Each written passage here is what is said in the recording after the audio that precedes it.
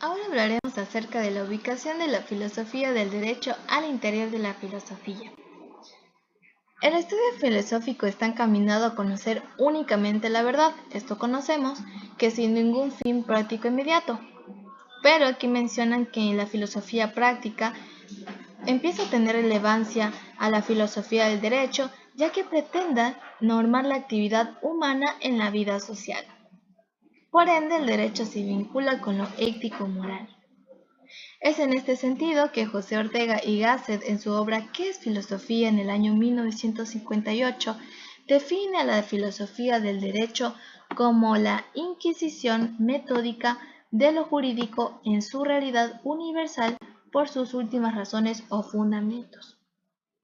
¿Cómo consideran la filosofía de derecho? Pues como la inquisición metódica de lo jurídico en su realidad universal por sus últimas razones o fundamentos.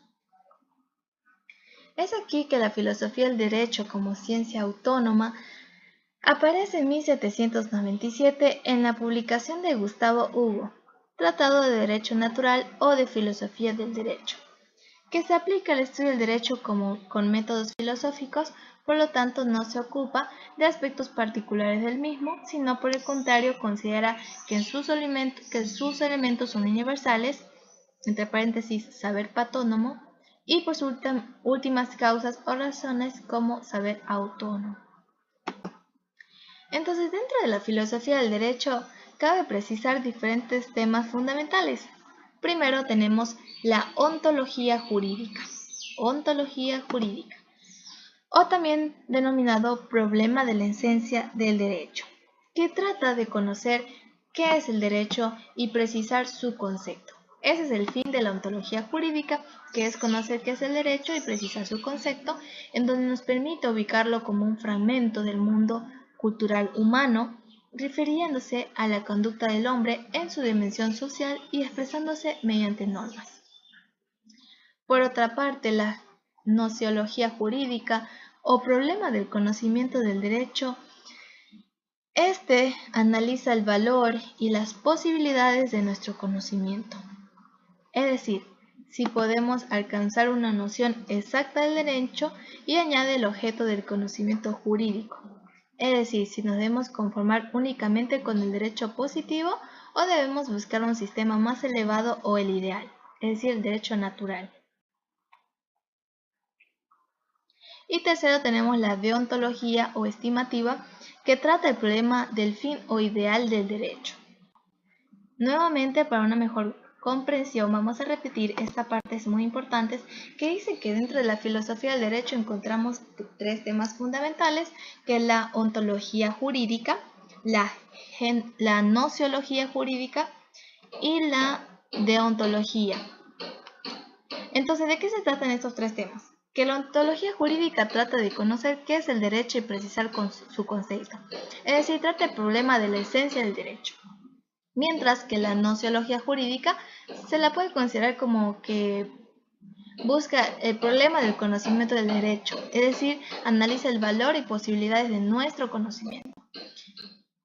Y por último, la deontología o estimativa trata el problema del fin o ideal del derecho, donde son investigaciones de carácter valorativo que no son emitidos por todas las escuelas, donde autores como Giorgio de Veggio afirma que estas investigaciones se desarrollan de un modo autónomo y comprende la indagación y la crítica del derecho existente, donde la filosofía del derecho investiga aquello que debe o debiera ser el derecho. Frente a aquello es que se contrapone una verdad ideal a una realidad empírica, pues deontología equivale a la ciencia de lo que debe ser. Algunos autores distinguen la crítica jurídica, que consideran la legitimidad del derecho existente, y política jurídica, que prende a hallar el derecho justo, como dos partes de la investigación deontológica, donde la casi uniformidad en el planteamiento de los problemas no significa acuerdo en las soluciones. Estas dependen siempre explícita o implícitamente de la posición filosófica de cada autor. donde existe una marcada subordinación de la filosofía del derecho respecto a la filosofía general. Es así que se puede señalar que la ciencia jurídica es relativamente moderna, influenciado por el positivismo y por el progreso de las ciencias naturales, que según varios autores como Merkel, Bergson y Gerin, entre otros, se decidieron a erradicar del derecho toda consideración de índole filosófica o metafísica, por lo cual la filosofía jurídica debía ser reemplazada por una disciplina de índole científico donde los métodos coincidieran con la investigación naturalista.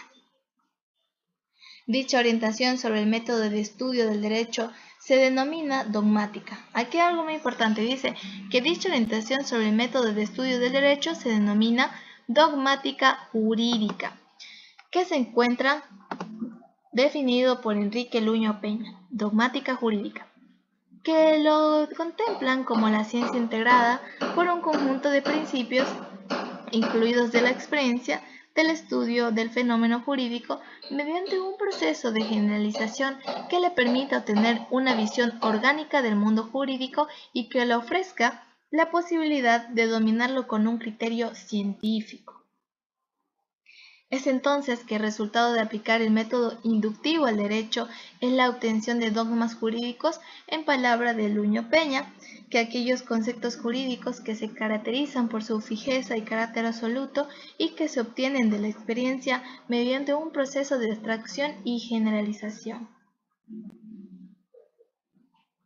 Es aquí que específicamente la sociología jurídica limita su investigación en el campo del derecho y se puede definir siguiendo a Carlos Moughet y Ricardo Sorrentino en su obra Introducción al Derecho, en que es la disciplina que con método científico analiza las relaciones existentes entre el orden jurídico y la vida social, considerando al derecho como factor y producto de los hechos y transformaciones en las formas y la convivencia humana.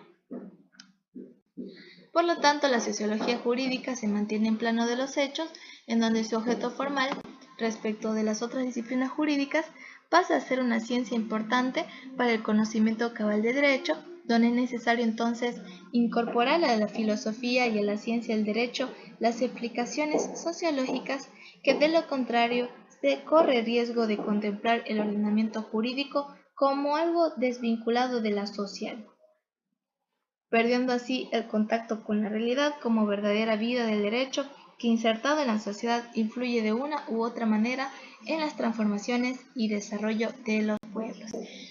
Y con ello terminamos acerca de la filosofía del derecho y lo que contempla cada uno de lo que hemos visto. Recuerden que vimos acerca de la ontología jurídica o problema de la esencia del derecho, la gnoseología jurídica o problema del conocimiento del derecho, la deontología o estimativa que trata el fin del derecho. Nos vemos en un próximo video.